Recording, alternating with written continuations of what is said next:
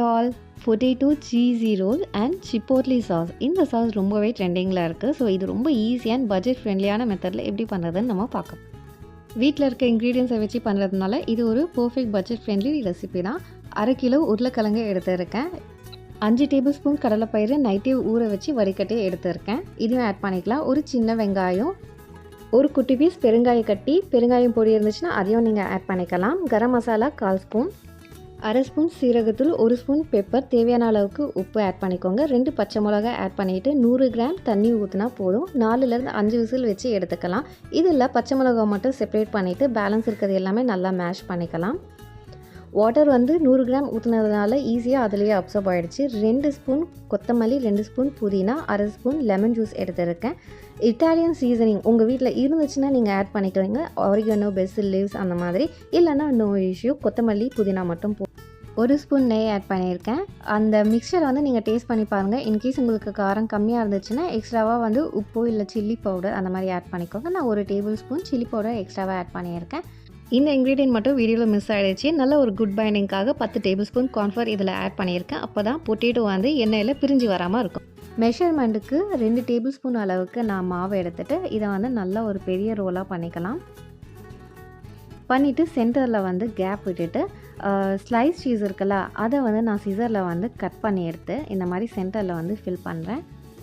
உங்களுக்கு இன்னும் நிறைய சீஸ் வேணும்னா இன்னும் இந்த மாதிரி ஒரு எக்ஸ்ட்ரா ஒரு குட்டி ஸ்லைஸ் சீஸ்க்கு ஆப்ஷனலாக மொசரல்லா சீஸ் யூஸ் பண்ணலாம். இன்கேஸ் சீஸே இல்லைனா நோ இஷ்யூ. சென்டரில் மைனஸ் ஃபில்லிங் இல்லைனா நம்ம இப்போ செய்ய போகிற சிப்போலி சாஸ், அந்த சாஸை கூட நீங்கள் சென்டரில் ஃபில் பண்ணலாம். இது 1/4 கப் மைதா, கொஞ்சம் தண்ணி, அதுக்கப்புறம் தேவையான அளவுக்கு உப்பு. இது பிரெட் க்ரம்ஸா ஒரு 5-6 ப்ரெட்டை நீங்கள் க்ரம் பண்ணி வச்சுக்கோங்க. ஃபஸ்ட் அந்த மாவு பேட்டர் இருக்குல்ல, அதில் டிப் பண்ணி எடுத்துகிட்டு அதுக்கப்புறமா பிரெட் க்ரம்ஸில் கோட் பண்ணி எடுத்துக்கலாம். கோட் பண்ணி எடுத்துகிட்டு ஒரு 2 ஹார்ஸ் கிட்ட நீங்கள் ரெஃப்ரிஜிரேட்டரில் ஸ்டோர் பண்ணுங்கள். இன்கேஸ் நீங்கள் உடனே பண்ணணும், அட் த டைம் சேம் டைம்லேயே பண்ணணும்னா ஜஸ்ட் ஒரு 10 மினிட்ஸ் அளவுக்கு ஃப்ரீசரில் ஸ்டோர் பண்ணி எடுத்துகிட்டு அதுக்கப்புறமா ஃப்ரை பண்ண ஸ்டார்ட் பண்ணலாம். இதை நீங்கள் 1 வீக் அளவுக்கு ஸ்டோர் பண்ணி அதுக்கப்புறமா கூட யூஸ் பண்ணலாம். ஸோ ஸ்டோரேஜ் ஆப்ஷன் உங்களுக்கே தெரியும். ஃபஸ்ட்டு இந்த பிளேட்லேயே வச்சு ஸ்டோர் பண்ணிவிட்டு அதுக்கப்புறமா ஒரு கண்டெய்னரில் ட்ரான்ஸ்ஃபர் பண்ணிக்கோங்க ஒரு 2 ஹார்ஸ் ஆஃப்டர். இப்போ சிப்போலி சாஸ் எப்படி செய்கிறதுன்னு பார்க்கலாம். 2 டேபிள் ஸ்பூன் பட்டர் எடுத்திருக்கேன். பட்டர் நல்லா மெல்ட் ஆன பிறகு நீங்கள் ஸ்டவ்வை ஆஃப் பண்ணிக்கலாம். ஆஃப் பண்ண பிறகு 1 டேபிள் ஸ்பூன் மைதா மாவை ஆட் பண்ணுறேன். ஆட் பண்ணிவிட்டு இதில் நல்லா மிக்ஸ் பண்ணிக்கலாம்.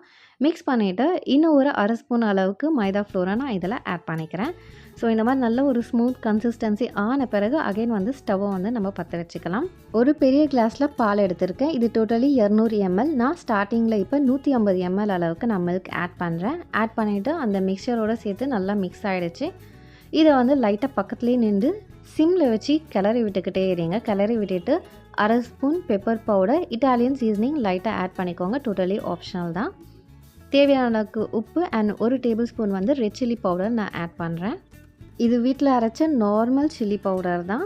இன்கேஸ் உங்களுக்கு எக்ஸ்ட்ரா ரொம்ப ஸ்பைஸ் வேணும்னா சிக்கன் 65 மசாலாலாம் நீங்கள் ஆட் பண்ணிக்கலாம். இதுக்கு ரொம்ப இம்பார்ட்டண்ட்டே garlic powder. In case garlic powder இல்லைன்னா கார்லிக் குட்டி குட்டியாக சாப் பண்ணி ஸ்டார்டிங் பட்டர் மெல்ட் பண்ண போது ஆட் பண்ணிக்கலாம். 1 டேபிள் ரெட் சில்லி சாஸ் இல்லைனா டொமேட்டோ சாஸ் ஆட் பண்ணிக்கலாம். 1 டேபிள் ஸ்பூன் அளவுக்கு நான் கொரியாண்டர் லீவ்ஸும் ஆட் பண்ணியிருக்கேன். பேலன்ஸ் இருக்க மில்க்கை கொஞ்சம் கொஞ்சமாக ஆட் பண்ணுறேன். திக்னஸ்க்கு ஏற்ற மாதிரி நீங்கள் கிளறி விட்டுக்கிட்டே இருங்க. அண்ட் மொசரல்லா சீஸ் பார்த்தீங்கன்னா 4 to 5 டேபிள் ஸ்பூன் அளவுக்கு நான் இதில் ஆட் பண்ணுறேன். இதுவுமே டோட்டலி ஆப்ஷனல். ஒரு சீஸி ஃப்ளேவர், நல்ல ஒரு ரிச் ஃப்ளேவர் வேணும்னா நீங்கள் சீஸ் ஆட் பண்ணலாம். இல்லைனா நார்மலாக விட்டுடலாம். ஒரு ஸ்லைஸ் சீஸ் கூட நீங்கள் ஆட் பண்ணலாம். எனக்கு அந்த சாஸ் பண்ண ஒரு 10 to 15 மினிட்ஸ் கூட எடுக்கலை. ஸோ அந்த அளவுக்கு தான் நான் இதை ரெஃப்ரிஜிரேட்டரில் ஸ்டோர் பண்ணி வச்சேன். இப்போ ஃப்ரை பண்ணி எடுத்துக்கலாம். பொட்டேட்டோஸ் எல்லாமே குக் ஆனதுனால ஈச் ஒரு 30 செகண்ட்ஸ் 30 to 40 செகண்ட்ஸ் நீங்கள் ஃப்ரை பண்ணாலே போதும். அது பொன்னிறமாக மாறின பிறகு நீங்கள் எடுத்துடுங்க. உள்ளே குக் ஆகணுன்ற அவசியமே கிடையாது. டோட்டலாக ஒரு நிமிஷத்துலேருந்து 1 நிமிஷம் அளவுக்கு ஃப்ரை பண்ணி எடுத்தாச்சு. நான் ஃப்ரை பண்ணி எடுத்துகிட்டு இப்படின்னு திரும்புறதுக்குள்ளேயே ஒரு 2-3 பீஸ் எங்கள் வீட்டாளுங்க எடுத்து சாப்பிட்டாங்க. அண்ட் இந்த சீஸோடு டிப் பண்ணி சாப்பிட்ட போது ரொம்பவே டேஸ்டியாக இருக்குது. கண்டிப்பாக இதை நீங்களுமே ட்ரை பண்ணுங்கள். அண்ட் இந்த சிப்போலி சாஸை நீங்கள் ஒரு 3 to 4 டேஸ் அளவுக்கு ஸ்டோர் பண்ணி சாப்பிட்லாம். சாண்ட்விச், பர்கர் அப்படின்ட்டு எதில் வேணாலும் நீங்கள் யூஸ் பண்ணிக்கலாம். தேங்க்யூ.